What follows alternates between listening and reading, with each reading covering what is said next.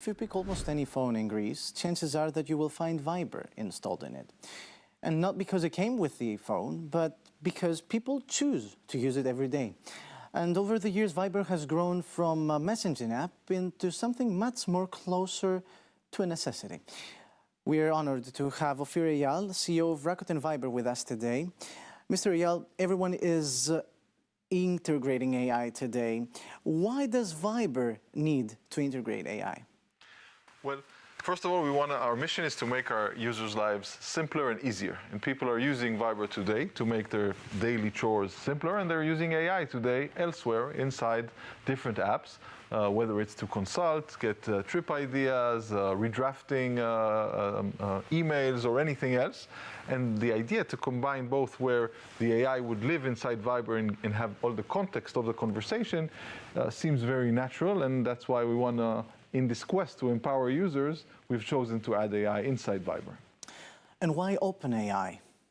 OpenAI was a natural choice because we said only the best for our users, and we know in order to have the best AI, you need a lot of resources. So there are only a handful of companies worldwide that can deliver world-class LLMs and world-class answers as an AI, and OpenAI is one of the biggest, if not the biggest, in terms of number of reach and users. So for us, the choice was very natural. So what can you do now that you couldn't before? And I have myself a little note here with your announcements, and you have announced 6 ways that someone could use AI inside the Viber app, and new ways. It would be nice if you could give us an insight into that. And I start with the first one, is as ChatGPT as a contact, or in any chat, you could just type at ChatGPT and something would happen. What would happen? Exactly. So in that case, in any chat, whether it's a one-on-one or a group chat, any user can type at ChatGPT and ask a question. Now, the beauty of it is the question doesn't have to be standalone, but can refer to what's happening in the chat. So, for example, you and I have a chat and we're arguing which basketball team in Greece has won more championships. Then we can settle the score by just asking ChatGPT, how many championships did the Panathinaikos score over the last 20 years? And ChatGPT will prove either of us right or wrong. Nice. And about image editing, what can you do with image editing inside the Viber app? Image editing is a very powerful tool when you use it in a messaging app, because people use messaging apps to send photos all day, family, friends, and to take the photo out today to a open standalone app is tedious. You have to save it and then you have to paste it. And we know users don't like that friction, and users kind of go like water. They flow where the easiest way it is to flow. So now inside Viber chats, every photo sent or received has a remix button beneath it. And with this remix button, you can just prompt anything you want to do to the photo. And we'll add even something more cool, which is there are going to be pre-filled, there's going to be examples of sample prompts. So whatever trend is now trending, whether we want to do a comic style or whether we want to do any other trend. So the trends will be already pre-filled, and you just, at the one press of a button, your photo will now turn based on that trend. Perfect. And I see another thing, very important thing, improving a way a text is written. I mean, I think we all use right now apps and AI to help us like polish the text that we are sending. And of course in places that, you know, we need the text to be polished. What are you going to do with that? So today, and by the way, we sometimes try not to make it look like AI polished it, right? So at the beginning, we all used it, and then we just saw that with the M dashes and sometimes it kind of feels not natural, not natural to the person or the context. So that's the beauty of doing it inside Viber, because inside Viber, there's already the context of the conversation. So Viber knows to differentiate, now I'm talking to a friend, to a colleague, to an employee, to a manager, and it will know to refine my text already written in a way that's suitable for this specific conversation, because I might want to have a different style and tone depending on who I talk to. And inside Viber, the context is king.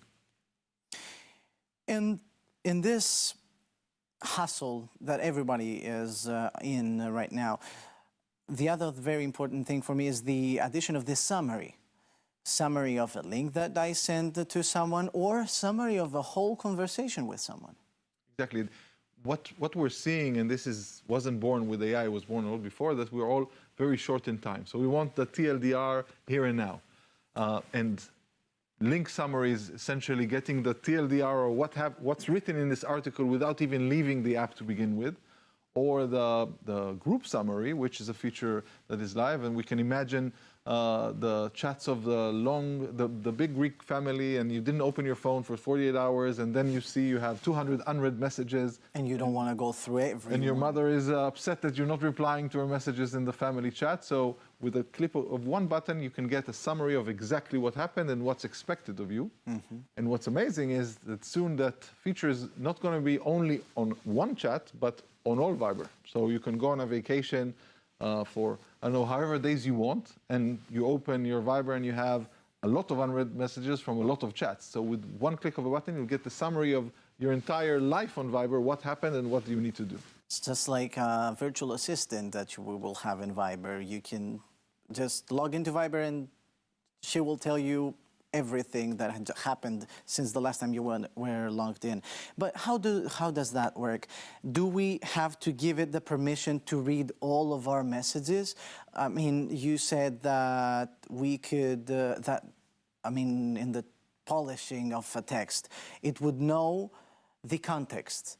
How would it know the context? Do we give ChatGPT and OpenAI our whole texts, the whole chat that we have with a person?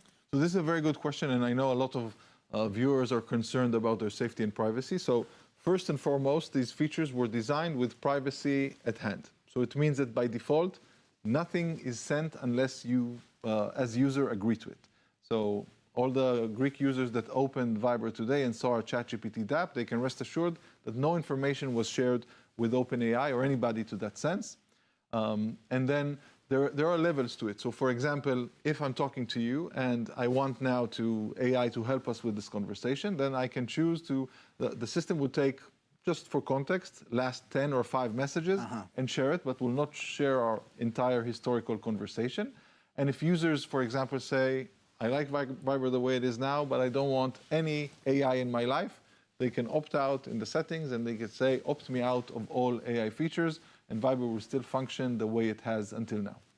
And what about users that are going to be like, I don't care about my privacy, I want to give Viber and ChatGPT my whole chats.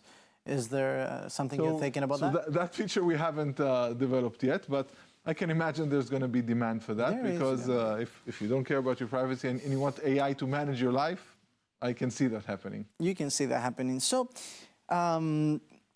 I see that all these applications inside Viber are a convenient way, of course, to implement AI. And AI companies themselves promise the convenience. But convenience, as you said, often comes at a cost of personal data.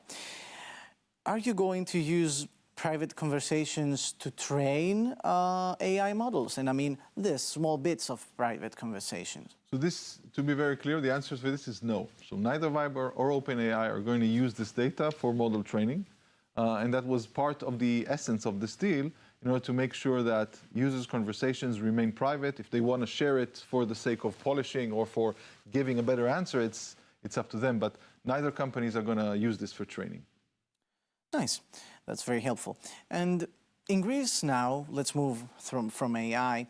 Viber is no longer just an app we used to talk with friends and family. For many people, it has become almost a necessary part of their lives in order to communicate with banks, couriers, public organizations, and businesses.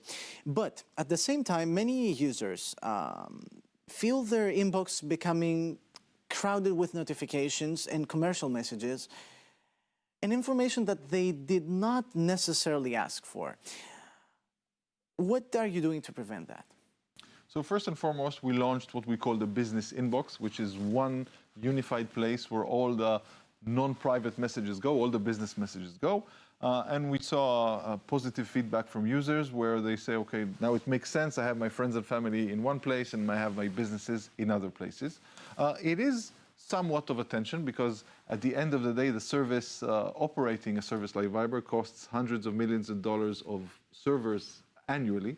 And the company is a for-profit company. So we need to make a living and make money. And some of it is related to advertising and these messages. But it's important to say that all the messages you get on Viber, they are coming from businesses that have your phone number and have your consent. So if I bought at a certain place and I gave my phone number and then I get a Viber message, it's because I consented to that. But if a user has not consented, he can opt out or he can complain and we will remove that. So our point of view is no message should arrive to a user if he doesn't want it or has not agreed to it. And Greece was among the first countries to receive Viber dating, another very interesting application of Viber. And we've now seen a couple who met through the service, a Greek couple who met through the service and won the 25,000 euro prize. Tell us about that. Yeah, that's a very exciting day we had because today actually was the day that Maritza and Tassos received their 25,000 euro check for their wedding. It is at least to our knowledge, the first couple that met and are planning to get married on Viber dating, and it's very exciting for us. But they are just one couple. We are sure that there are many others, but they are proof that what we're doing works, and our vision to connect people and do it safely is bearing fruits. And it was a very exciting event to hand them the check and see their love starting at Viber. Nice. And is Greece simply one of Viber's strongest markets, or do you also see it as a testing ground for new services and features before they expand globally? So all big features and services would be launched in Greece, but not because it's a testing ground, but because it's one of the primary markets. Within Europe, Greece is one of our largest, if not the largest market, at least in terms of smartphone penetration. Like you said in the opening, 9 out of all 10 devices that smartphones at Greece have Viber installed. So the market is super important to us. We call it a purple country or a purple market for us. And it's obvious that we will be cautious before releasing something to a market as big as Greece. But since we are very kind of prone to action at Viber, then the features would come very, very quickly to an important market like Greece. And we said before about AI and chats and the Viber chats, and I'm thinking, let's say we have a couple's chat that they're fighting, and could AI analyze their chat and help users resolve their personal conflicts, maybe? So this is actually something that I would not recommend. Like you would not recommend having some experience in relationships. I don't think that it will help either of the sides to bring in ChatGPT as proof that they are right in an argument. Yep. I don't think that will get either side far very much. So I don't recommend that. You don't recommend it, but I think it's going to be, it's going to have demand. Use it for sure. It's going to have demand. It's going to have demand. Like at ChatGPT, who's right in that? Exactly. On that. So let's move on to travel eSIMs. Is a new trend, as we can see, and all the fintech industry is using and starting to be implementing eSIMs. Why should someone get an eSIM from Viber? Because you are getting into this market instead of directly from a telecom operator or another travel app. So first of all, our prices are aimed to be competitive for the market. So we can guarantee that the eSIM bought on Viber would be very competitive in terms of price. And also we know people are using Viber when they travel abroad because of the voice over IP calling. And we have another Viber Out, which is a feature intended for travelers. So the way we see it, you don't need to download another app. You don't need to be concerned about the cost. And you don't need to be concerned about trusting another type of service with your credit card. If you already trust Viber, and you should, there is no reason why not to, then that's a very good place to buy your eSIM for the next travel. That's inside the super app logic that you're trying to have in Viber. And in Asia, that's the motherland of the super apps, people use one app for almost everything. Europe has been different and the US is completely different. Do you believe that Europeans are finally ready for the super app model?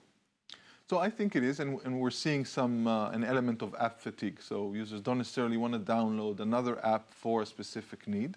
It's true that in the past it wasn't like that, because the past was There was this trend of specialty apps that do one thing very, very well.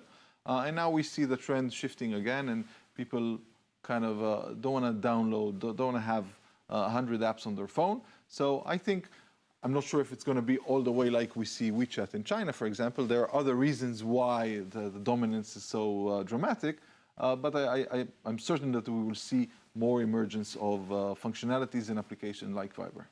And do European privacy regulations actually make building this kind of a super app more difficult? I wouldn't say, because if you comply with regulations and you have good intentions like we have, and we cooperate with the EU on everything related to privacy, and we have nothing to hide because Viber's chats are all end-to-end encrypted by default, which is the highest standard of safety and security. It basically means that nobody can read a chat between two people or a call, including Viber employees. So that is the highest standard of encryption. So for us, we are working with the legislator and not looking at them as opponents. So you're the CEO of Viber. When you look at WhatsApp, Telegram, or iMessage, what do you think they're getting wrong? So I think our competitors are healthy and good competitors in the sense of all have good technologies, and all the companies that you've mentioned have decent services and a good technology and good UX. And we don't look ourselves necessarily as kind of competing on feature parity. Because like we said, in a market that doesn't have one of the apps, growing is very, very hard or expensive, even if you have the best features. So we try to keep our users happy, give them the good value and features. As for competition, I think the viewers can think, what is because all companies want to have a financial motivation. But if we take an app like WhatsApp, there are no ads on WhatsApp and you're not paying money. So somebody is covering your bill, and users should think, okay, what's Meta making from this and benefiting from this in the background if it's not very obvious like it is on Viber. So that's food for thought for the viewers. And imagine we're having this interview in 2030. What will surprise us most about communication? So communication is something fascinating, because if we take a look, for example, 15 years ago, if I wanted to talk to you, I would just call you over the phone without any heads up. And today it's considered very, very rude to call somebody without sending a message.